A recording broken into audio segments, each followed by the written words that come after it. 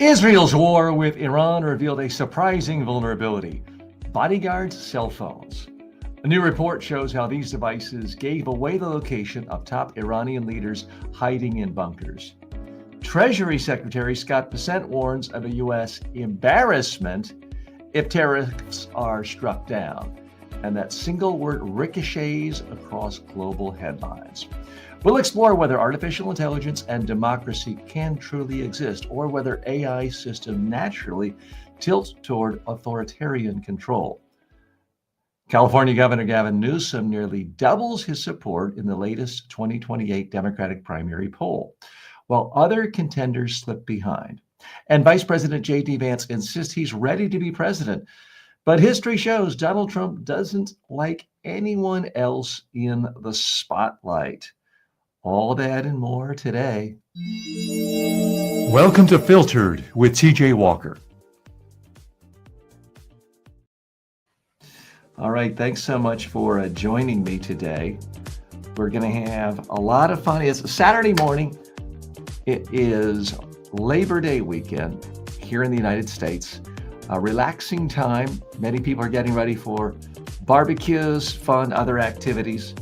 I'm looking forward to that as well this weekend, but always enjoy taking off a little time to spend with you. Let's dive right into these top stories of the day.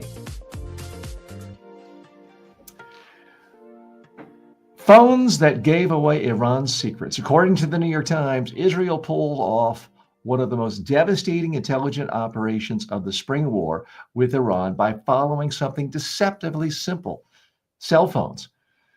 On June 16th, top Iranian leaders met in a fortified underground bunker 100 feet below a mountainside. None carried phones, knowing they could be tracked. Yet, just minutes into the meeting, Israel jets bombed both entrances to the bunker. The precise strike, Iranian officials later admitted, was guided by the hacked phones of the leaders' bodyguards waiting outside. Oh, yeah. Investigators say the problem wasn't just that day. Over years, guards and drivers carried phones, used social media, and ignored bans, allowing Israeli intelligence to map movements of senior commanders and nuclear scientists. As one former Iranian strategist put it, they did not take precautions seriously, and this is how most of them were traced. Israeli officials say their broader campaign, dubbed Operation Red Wedding, combined human operatives and advanced technology, with phones proving the weakest link. Okay, what's the real message here? It doesn't matter if you are in the middle of a war or you're going through a divorce. It's really easy for people to figure out exactly where you are at any point. This thing, the cell phone, reveals all. You think you're being sneaky, you're not fooling anyone. Okay, so let's dig a little deeper here. We all like the instant access of a cell phone, being able to access any idea in the history of humankind at our fingertips at a moment's notice. That's nice. But, one of the ideas that other people are interested in: where are you? What are you up to? Who have you been talking to? Where have you been going? What have you been looking at? It's all revealed, and unless you are an absolute cybersecurity genius, chances are it will come out. The whole concept of privacy is definitely under erosion right now. There's no doubt about it. And we as human beings have to realize that. We have to understand there's pros and cons to everything. And this idea that we're all going to be able to do whatever we want and get away with it, not true. I'm hoping this creates more ethical behavior. If you behave ethically, in part because you're afraid of getting caught, getting found out, well, that's maybe not as good as just acting ethically because you want to act ethically, but it's still better than doing things you shouldn't do. So these are new times. A lot of people under the age of 20 or under 30 have gotten used to this concept because they've never really lived with privacy. But for those over 30, this is still a relatively new concept. So again, the way it works is your cell phone is constantly sending out signals between towers, different cell phone towers, and satellites. So anyone with tech savvy can at some point figure out your exact precise pinpoint, your location. That's how Uber knows where to pick you up. That's how Waze can tell you where you are and where you should be going. So we all love that. I know I do. I don't want to go back to the days of fumbling around with maps and being lost all the time. But this metadata, the calls, the text, the app, it exposes patterns. The photos you post show the GPS coordinates. And if someone's out to get you, now I hope you're not waging a war or committing espionage, but if someone's out to get you, they are going to find you.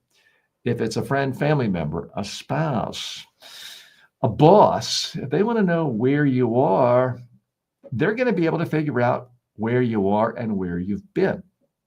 So use this I won't say sparingly, I will say use this knowing the full power. It's powerful for you and me. It's powerful for other people. Now, this point, it does have positives. I mean, this point was driven home to me recently. I had a friend who was serving on a grand jury in Manhattan, and she said it was a pretty easy job because not only could the district attorney show you footage of the person actually committing the crime, whether it's rape, murder, whether it's burglary, because there was footage of cell phones, but the perpetrator's own cell phone showed that, in fact, they were there. It wasn't some lookalike. Their own cell phone showed them there. So it was pretty easy to say, yes, okay, guilty, or at least indict. It was pretty clear cut. So we all need to be aware of this. And perhaps is this one of the main reasons crime, especially violent crime, has gone down so much the last 30 years? There's a lot of talk about crime these days in America, Washington, Chicago, LA. But what gets less attention and what sticks less is the idea that crime has been lower than it has almost at any point in the last 30 years. Yes, there was a slight dip up during the pandemic.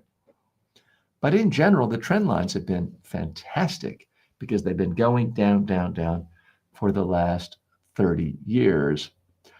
A lot of theories as to why that is. One theory that has a lot of credibility among mainstream economists, it's simply the fact that when abortion became legal in states, they typically saw their crime rate plummet 16, 17, 18 years later because there were fewer 18-year-old boys who grew up in unwanted households or unwanted in a household. And that's one theory as to why crime has plummeted so much. But another theory that I put a lot of stock in is this idea that even if you wanted to commit a crime, it's too hard to get away with it because not only of your own camera on your phone, a million cameras everywhere, security cameras, cell phones.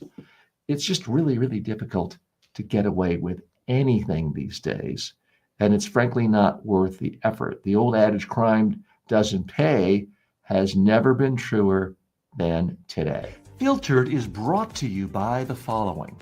Want to advertise here? You better be legit. No crypto, no junk food, no supplements. Go to tjwalker.com/advertise. Want to become a better speaker, leader, or communicator? Start with the TJ Walker Success Library. It's 5 of my most practical books, covering everything from public speaking to media interviews and persuasive messaging, all for only $9.95.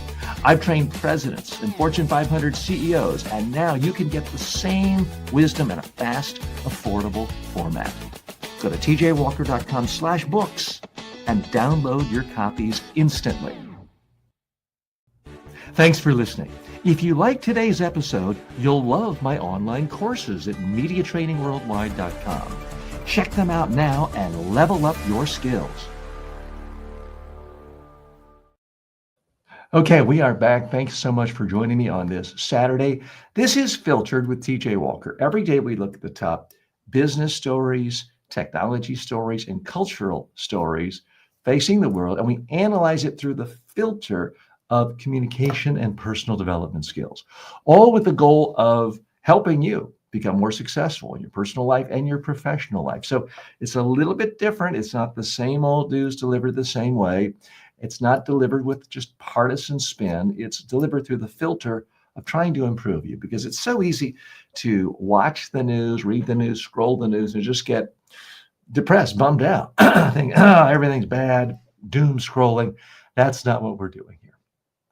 Okay, let's dive right into story 2. When one word drives the story, embarrassment.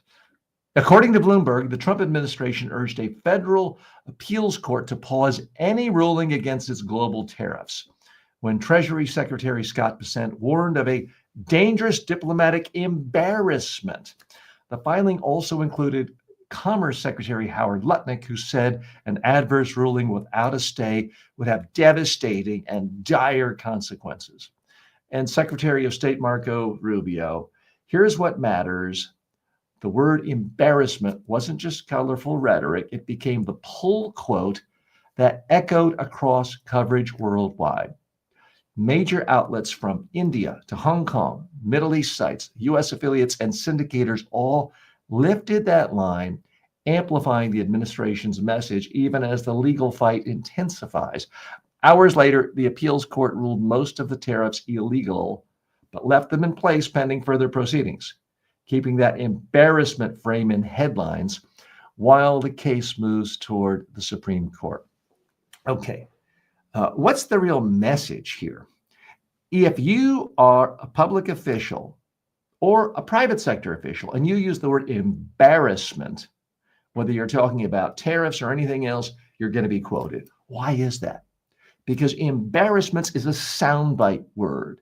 It has emotion, it's applied attack, it's action, and it is always going to get the attention of reporters. That's why you see this administration being quoted everywhere about an embarrassment of their tariffs being ruled unconstitutional. Horrible, horrible quote to use, and it makes them look like fools. Let's dig a little deeper. So I misquoted in the news summary here. I misstated. Yes, this was the message of the Trump administration. It was one message, but it clearly wasn't the message they wanted to get out.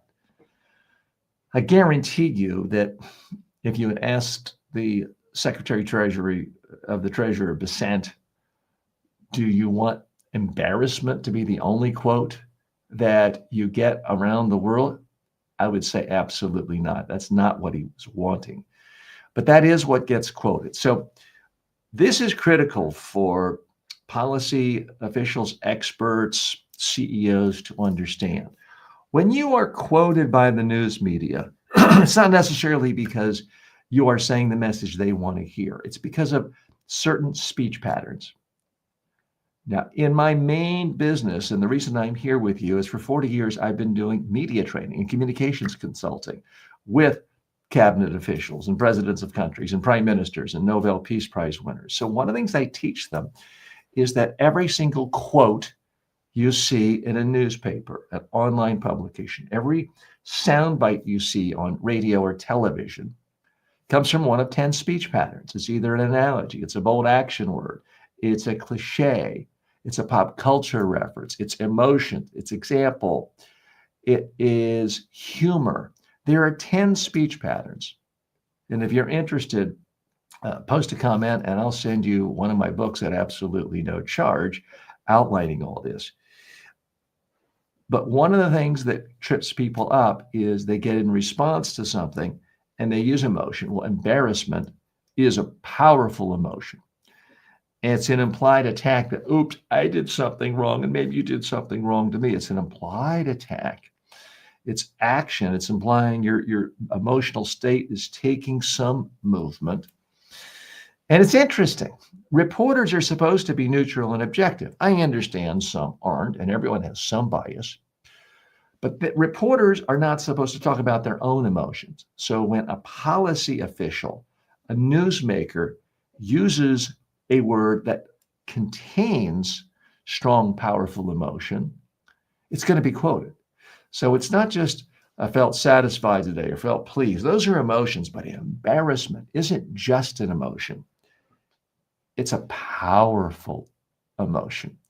And that's why it was quoted. So this is a part of what we do here on this show, is I try to take you behind the scenes so you can understand the news more effectively, so that you can also affect the news if you're in a situation where you are being quoted.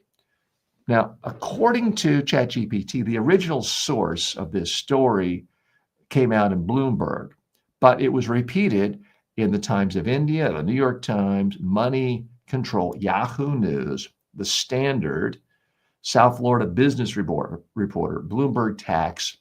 It was amplified on the Drudge Report, Memorandum, blogs like Wolf Street. They all pulled this quote of embarrassment. And I can pretty much guarantee you that is not the quote that the Trump administration wanted. In part because Trump himself would never admit to being embarrassed about anything. His whole method of communicating with the media and the courts and everything else is to attack. You're wrong. I'm great. Good, bad. So this is one of these situations where the media can quote one of his cabinet officials of basically saying, oh, we feel bad. That's against message. That's not what they were planning. That's not what they were hoping for. And this was a self-inflicted error. This is media training 101. You don't use a word like embarrassment unless that is truly 100% of what you want to say. Now, if you say that's an embarrassment for my opponent, if you want to say it's an embarrassment for the courts, or if you're a president and you want to say it's an embarrassment for Congress, well, then it might fit with your message and it might work and it might actually be a good quote. But when you're talking about your own embarrassment, unless you really are contrite, unless you really do want people to feel like you feel you made a mistake, then it would be okay. But that's clearly not what happened here. The Trump administration is certainly not conceding that they should have never had tariffs. And a little more background, what I should have put in initially was the Court of Appeals said that basically all these tariffs that have dominated our headlines for the last 6 months, they're all illegal. Now, without getting into the minutia of constitutional law, it is widely contended that Congress has the power to pass tariffs. If a president wants to pass tariffs, the president needs to make the case in the form of proposed legislation to the United States Congress, and it should be passed by the Congress. That this is, in fact, an abdication of congressional responsibility to simply say, hey, whatever the president wants to do, he's the boss, he's the king. That's essentially what's happened in the last 6 months. So now we have a Court of Appeals saying, this isn't what the founders ever intended, and it's not what the United States Congress intended with previous legislation.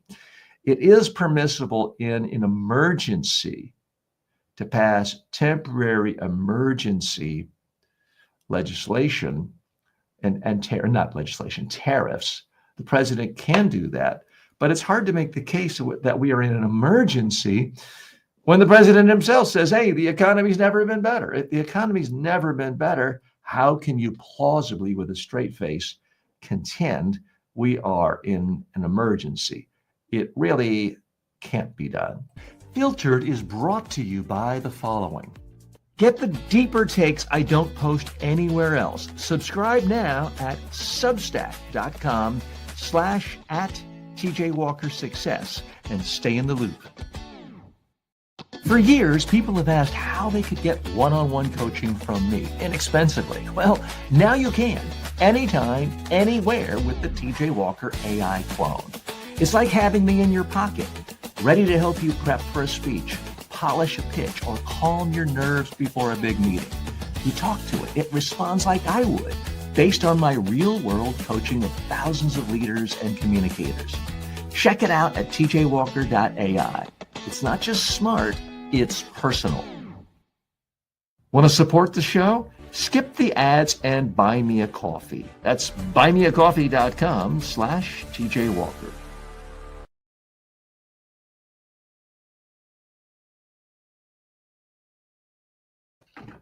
Thanks so much for joining me. It is Saturday. We're looking at the top news stories of the day, the last 24 hours. This is the place where a little bit different. Yes, you can learn about the top stories. Some of them you've heard about, some of them you may have missed, but you also get a deeper analysis from a communications and personal development perspective. What I really try to do is help you and me to learn together based on what's going in the news, to think about our own habits, our own practices, and how we can communicate more effectively and be better at everything we do. Issue 3, can AI and democracy coexist? According to Foreign Policy magazine, researcher Adam Elkus argues that modern AI often mirrors centralized top-down power, raising hard questions for democratic governance. He notes that large models have been subsumed into the age-old struggle for political power, and that designers frequently pick architectures that reflect the bureaucracies funding them. Elkus revisits Peter Thiel's 2019 warning that AI could be inherently authoritarian, even communist, producing large centralization and computers that know more about you than you know about yourself. But Elkus also sketches an alternative. Treat AI less like a single genius in a box and more like a coordinating layer for human knowledge. He cites Henry Farrell's view of large language models as cultural technologies that help people organize and share information. His benchmark, a future AI less amenable to control by a powerful few, should look more like the collective edited Wikipedia than Deep Blue. Okay, so what's the real message here? If you believe in democracy and you like using AI, often as I do, we may have a problem here, folks, because totalitarian regimes, whether they are fascists in nature, whether they are aspiring dictatorships, whether they're communist, they are loving AI because it's giving them more control over the populace. It's giving them more control over what people think about, look at, focus, and it gives them power to get people angry about things who are their enemies. That's the real danger of AI. Can we exist in democratically elected nations and have AI continue to grow more powerful? Don't know yet. Let's dig a little deeper. So the claim again is that AI reinforces central top-down control. We've certainly seen that in China and a lot of other countries. The large centralization of big government is aided by the large centralization of big tech. We've seen increasingly in our own US stock market, which is really the world stock market, the concentration of power with Google, Facebook, Microsoft, and a handful of other big tech companies. And so much of what you and I look at, read every day, hear, consume is all coming from a handful of big tech companies. And this is a problem. So it does raise the question for those of us who are concerned about and interested in preserving the concept of democracy, what do we do about this rising power of AI? Because now this has been apparent going back to 2016, where one political party and one candidate was able to really use the full power of Facebook to figure out, what can I say to make this person on Facebook get so angry their head will explode, and make them not vote for someone who really frankly, is closer to their own ideological perspective, closer to their perspective on a whole sorts of policy issues. If I can just get that voter to hate that person, to get angry and see red, one of two things can happen. They'll vote for me, or they will stay home. In either case, it hurts that initial candidate. I'm trying to be neutral here or less inflammatory, because this is not primarily a political commentary show. But if you follow politics at all, you can figure out who I'm talking about. So where does this all go? Where does this head? I don't know. You don't know.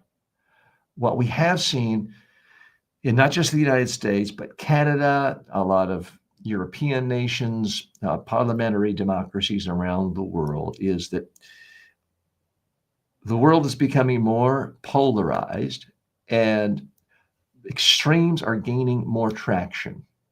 What this means is if you are a centrist, mainstream, moderate politician trying to reflect the will of the people in your country and trying to reflect the center, slight left of center, slight right of center, artificial intelligence, I believe, has really harmed you because it has empowered social media and it has empowered far right extremists and occasionally, once in a while, far left extremists to get people to hate you, to erode political support for you, to get people to think you are the problem. And it can convince people that you actually are an extremist when you are, in fact, a centrist. So this has empowered extremist demagogues, not just in the United States, but in European countries, South American countries, to rise to power.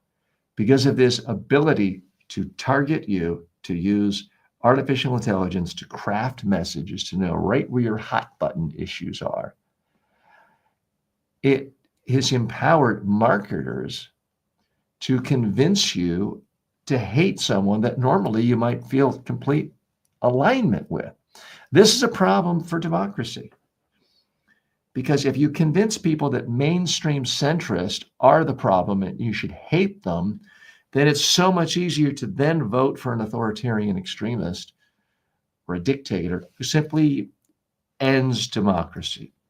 And we are seeing signs of that all the time, not just in the United States, but in democracies all over the place. Hey, if you're enjoying this kind of take and want to hear more stories filtered through the lens of communication, make sure you're following the show, whether you're watching or listening. New episodes drop every single day. And if there's a little notification option where you are now, go ahead and turn it on. It helps you stay in the loop. Governor Gavin Newsom surges in the 2028 Democratic primary for his support. It's really rising quickly.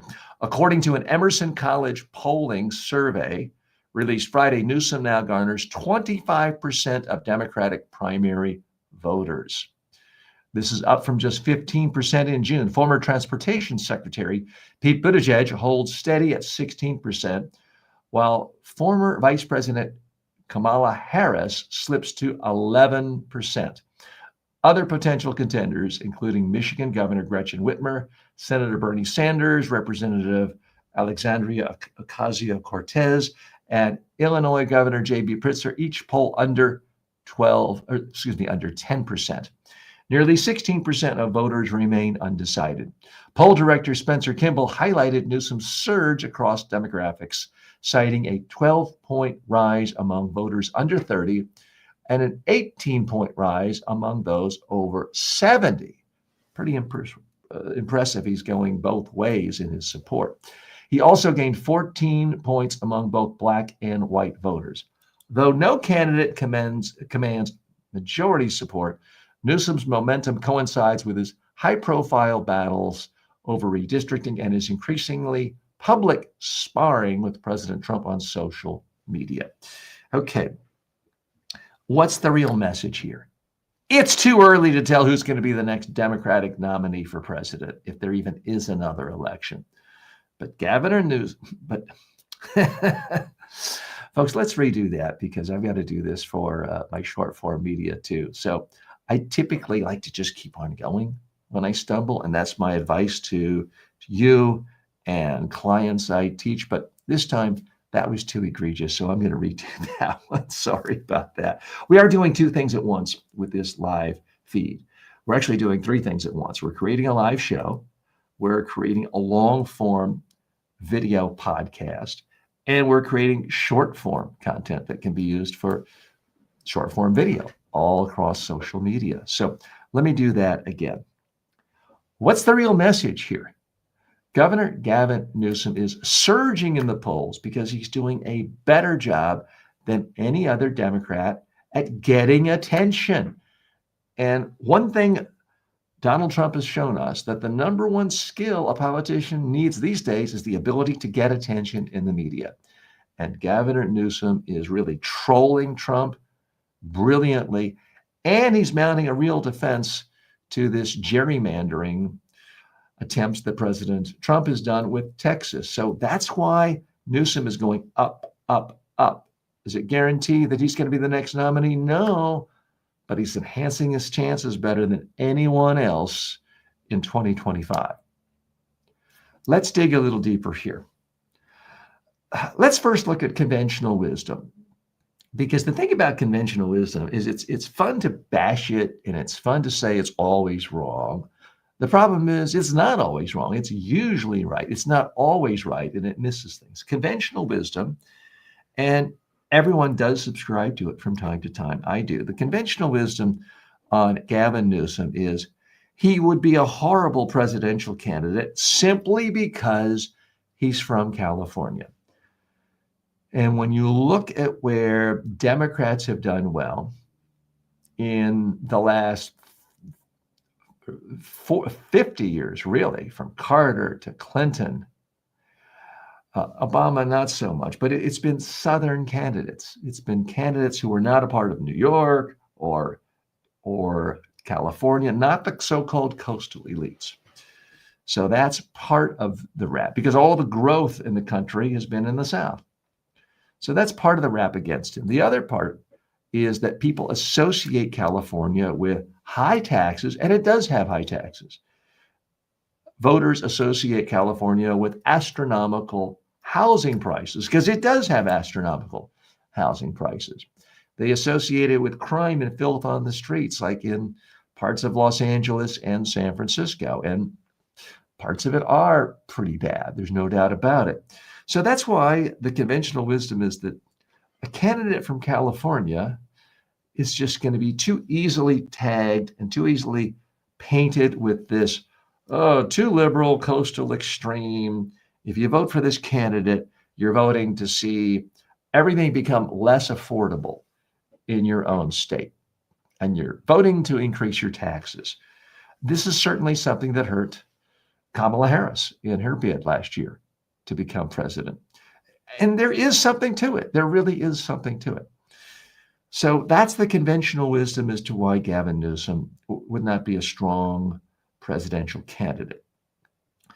And you really have to go back to Ronald Reagan, other party, for someone in California to be seen as a strong presidential candidate. Now, you have to be careful about conventional wisdom, because conventional wisdom said that Donald Trump would be the worst possible candidate for the Republicans to pick in 2016. He didn't have any of the traditional values that the party typically said they value. New York City, liberal place, democratic place, a guy who'd never held office. So that's why you can't always fight the last battle, because when you're fighting the last battle, you miss what's going on at the moment. So frankly, Gavin Newsom's argument to why he wouldn't be a strong candidate, all he's got to do is point to Donald Trump and say the old rules don't apply anymore. By every conventional metric, Trump had no party support. He was not in alignment on social values. He was not in alignment on economic values, things like tariffs. And yet he won. So that's why I don't think this is just a mere blip that Gavin Newsom is doing so well in the polls right now. He understands the importance of media and media attention, and it's different from how Democrats typically do things. Democrats typically get media attention by doing polls, testing things, having their lawyers, their political consultants, their media consultants vet things very, very carefully, writing it, rewriting it, focus grouping it, and then putting a message out there.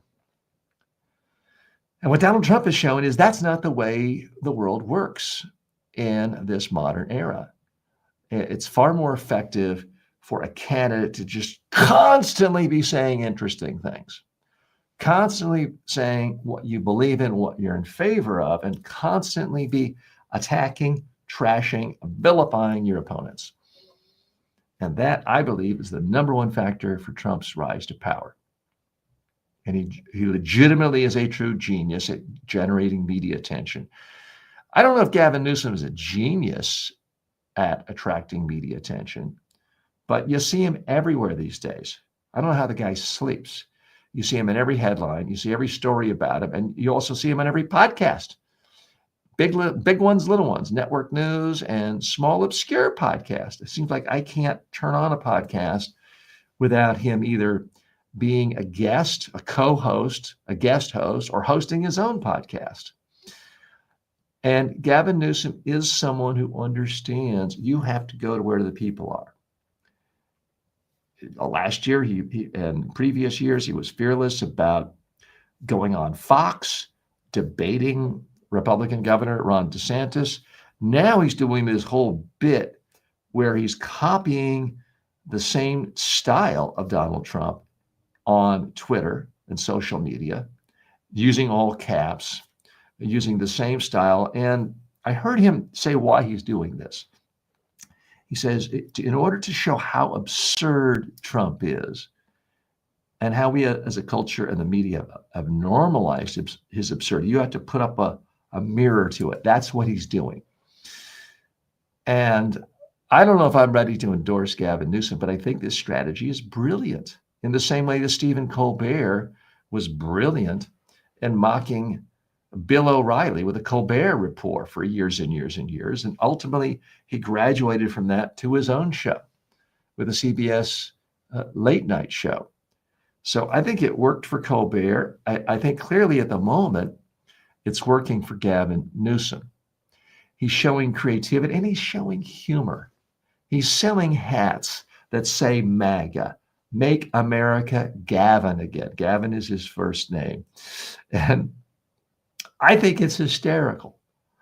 More important, he's getting under the skin of the Fox News crowd. He's getting under the skin of conservatives. They're increasingly talking about how awful he is, how unhinged he is, how embarrassing he is. Where have I heard conversation like that before? Oh, yeah, I know. It's what all the Democrats and all the mainstream media said about Trump when he was winning elections. So we know that this strategy and this set of tactics works for Trump. We don't know if it will necessarily work for a Democrat. But what we do know is the tried and true standard method of how Democrats work. Play it safe, do a focus group, take a poll, vet things, let the ad makers figure out first, avoid podcast. We do know, based on our sample size of Kamala Harris, her campaign, Hillary Clinton's campaign, that it just doesn't work. It's time to do something new, different, and fresh. And Gavin Newsom, for a lifetime politician, for an establishment politician, he is showing a willingness to grow, to try completely new things. If he occasionally embarrasses himself, he's okay with that. And I actually like the fact that Gavin Newsom is not afraid to occasionally embarrass himself. Using the imagery of Trump, Trump's always showing himself like naked from the chest up, looking muscular, putting silly hats on. Gavin Newsom is doing that as well these days. And a lot of people find it funny. A lot of people find it offensive. Either way, they're talking about it. He's making himself the center of attention. And I'm not ready to predict that Gavin Newsom is going to be the next president of the United States. I'm not ready to predict there's even going to be another election, given some of the daily habits of Trump and what he's talking about, what he's thinking about, his propensity for the tactics of dictators who simply ignore elections or cancel elections. But I will predict that whoever becomes the next president, if there is a next president, is really, really good at capturing attention, is profoundly quick and good at getting attention on social media, mainstream media, traditional media, and who likes going on podcast interviews for 1, 2, 3 hours at a time and can be interesting throughout. I am willing to make that prediction. Again, I should point out the latest poll shows that Pete Buttigieg is at 16%. I like Pete Buttigieg, and when I see him on a talk show, and he's great at going on every talk show, and he goes on Fox and he goes on podcast everywhere. When I see this man speak, I do say, wow, this is the second coming of Bill Clinton. And Bill Clinton is in his prime, I would contend nobody's better. But what Pete Buttigieg does that is a little bit different from Gavin Newsom is Pete Buttigieg is a little more conventional. He's a little more traditional. He is great at communicating clear, thoughtful analysis, clear, thoughtful policy proposals, clear, thoughtful, intelligent responses to questions in a way where I think, wow, I would love to see this guy in a position of authority. He's appealing to me. I don't know if that's who you want to appeal to in America in 2025 or certainly by 2028, again, if there is an election. So it may be that he is guilty of doing what old people think is a good communication style, what traditionalists think is a good communication style. I'm not ready to write off Pete Buttigieg, but when I look at the fundamentals as I see them as being important in our current modern era, I think that Gavin Newsom is really on to something.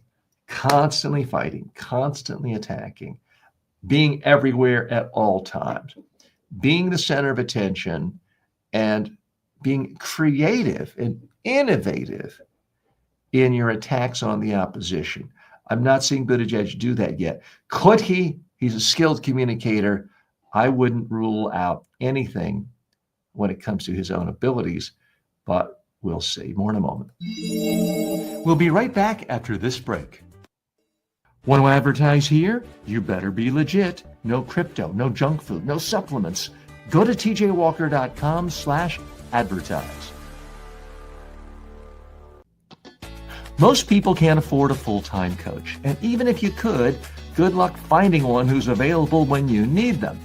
That's why I created the TJ Walker AI clone. It's built on my 40-plus years of real-world coaching and training. You get my exact advice, style, and frameworks instantly. Ask it how to handle a tough question, get feedback on your elevator pitch, rehearse your next big talk. This is the next generation of communication coaching. It's smarter than an app, more personal than a course, and always ready. Start using it today at tjwalker.ai. You'll wonder how you ever did without it.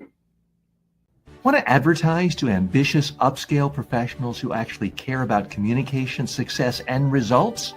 Go to tjwalker.com/advertise. And no, we don't take ads for crypto, supplements, or junk food. If you've ever struggled with nerves, unclear messaging, or just not being taken seriously, this is for you. I created the TJ Walker Success Library as a crash course in professional level communication.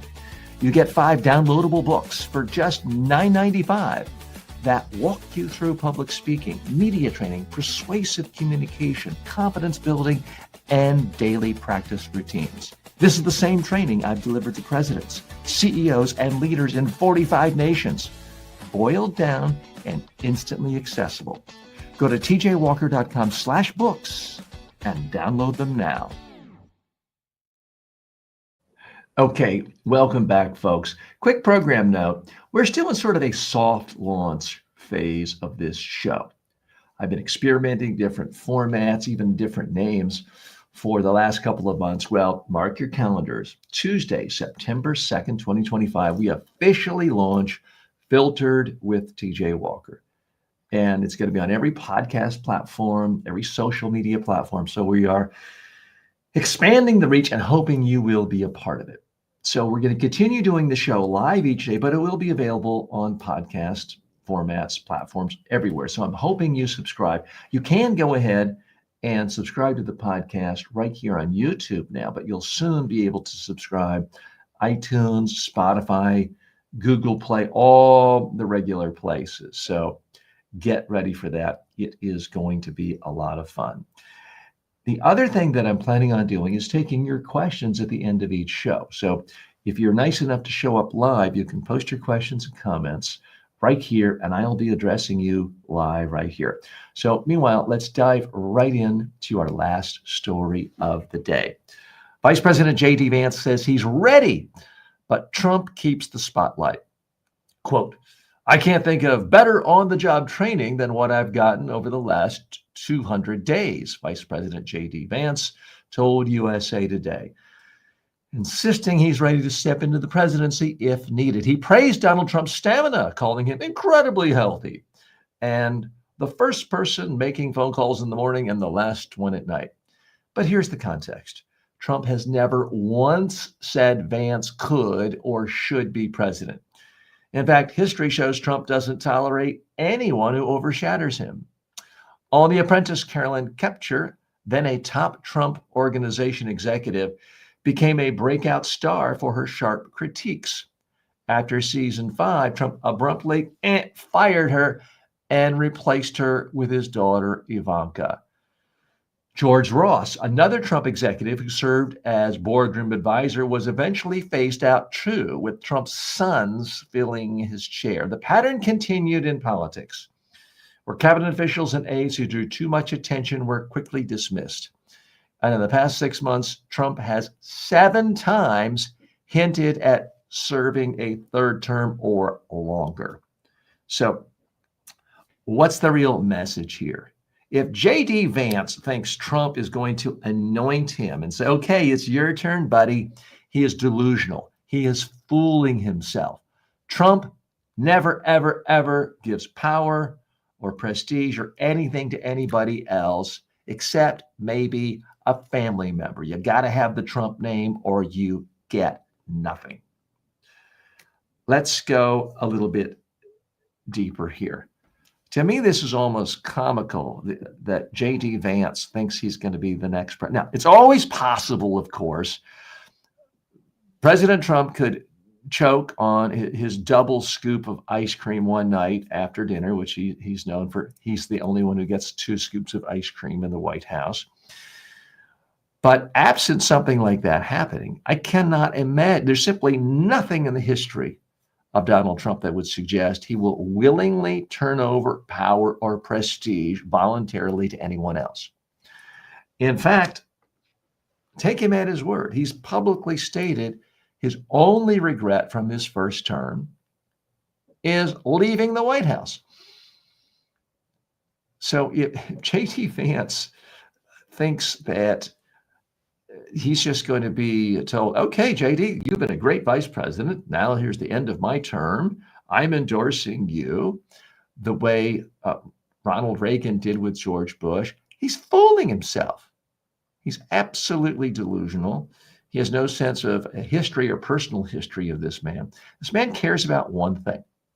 Now, I'm going to go ahead and make a two-pronged prediction. Number one, Donald Trump just simply says he's president for life and ignores the Constitution.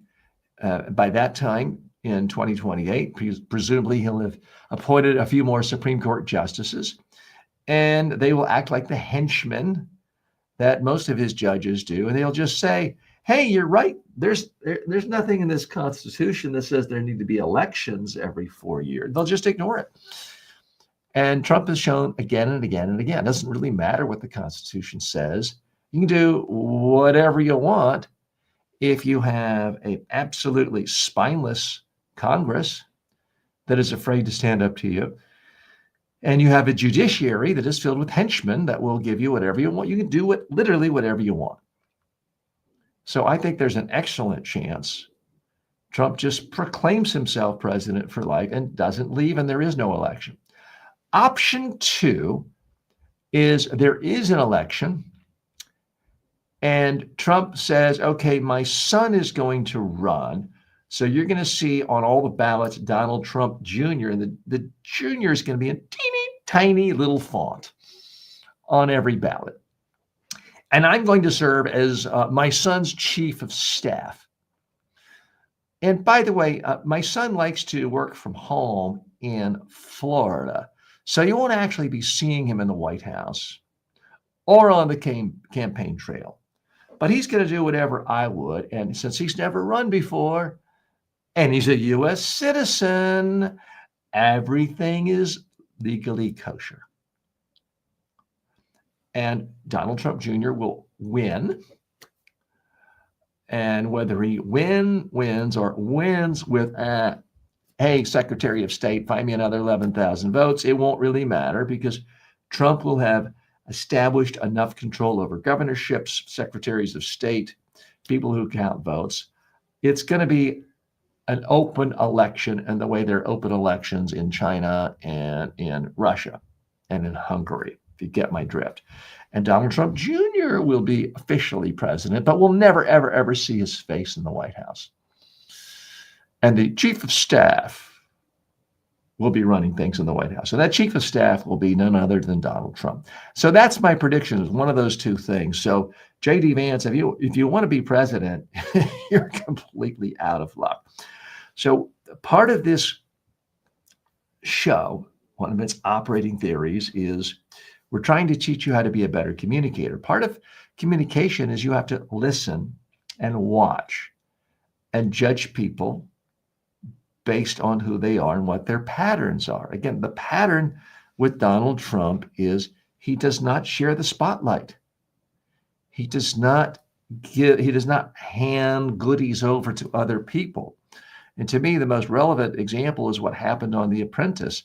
Once one of his workers from his organization started getting attention. Most people don't remember Carolyn Kepcher. She was a blonde woman. He always praised her, but once she started doing well in the polls, people started talking about her as, let's get rid of her. Let's give it to someone with the name Trump. Same thing with George Ross, the Trump vice president. And I mean, if I were J.D. Vance as a vice president for Trump, I would spend more time around George Ross, figuring out whatever happened to that guy, because that is likely to be the fate of J.D. Vance. You start to get attention, you start getting more media than the boss, your days are limited. So learn to read the room, J.D. Vance. Your best chance of being president, frankly, would be go back to Cotswold, England, and get the locals angry and stay out of Washington, stay out of the American media, and just hope for the cholesterol to kick in. That would really be my advice if you want to be president. I'm TJ Walker. I want to thank you for joining me today. I'm here with you every single day analyzing the top stories of the day. Please like the video, post comments, subscribe, sign up for notifications, and get ready for next week to sign up on your favorite audio podcasting platform as well. See you tomorrow.